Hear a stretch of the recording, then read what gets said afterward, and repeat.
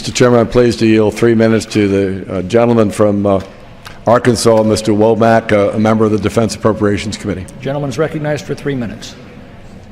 Thank you, Mr. Chairman, and I thank the chairman of the subcommittee and the ranking member, Mr. Frelinghuysen and Mr. Visklosky, for their terrific leadership and the great work, tough work that's taken place in crafting this Defense Appropriations bill. I also would like to thank the overall chairman and the ranking member, Mr. Rogers and Ms. Lowy, for their leadership as well.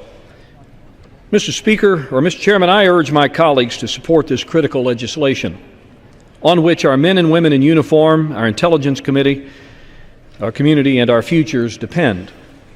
America is at war, and we face continued uncertainty and new threats daily.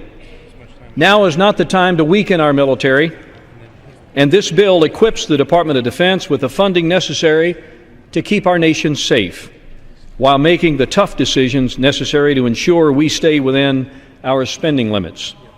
With $491 billion provided in discretionary spending and another $80 billion as a placeholder in overseas contingency, the DoD will be able to maintain readiness at levels that protect our military's standing, support our ongoing war efforts abroad, and most importantly, ensure that the health and well-being of our men and women in uniform and their ability to support their families is protected.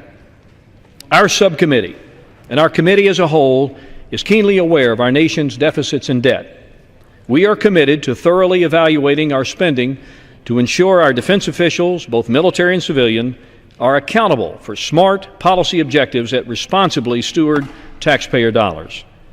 We've had months of hearings, classified briefings, and bipartisan cooperation, and I believe we have successfully accomplished a bill, a good bipartisan bill, that is worthy of support. You know, Mr. Chairman, as I was thinking about my remarks today, I thought about that famous verse in America the Beautiful that says, "Oh, beautiful, for heroes proved in liberating strife, who more than self their country loved, and mercy more than life." Mr. Chairman, we have an enormous obligation, a constitutional obligation, to protect the homeland. But we have an obligation to ensure that we protect those heroes referenced in that great patriotic song. So the least we can do today is put our partisan differences aside and join collectively to send our collective appreciation to those who serve us in uniform by passing this very important piece of legislation. With that, Mr. Chairman, I yield back my time.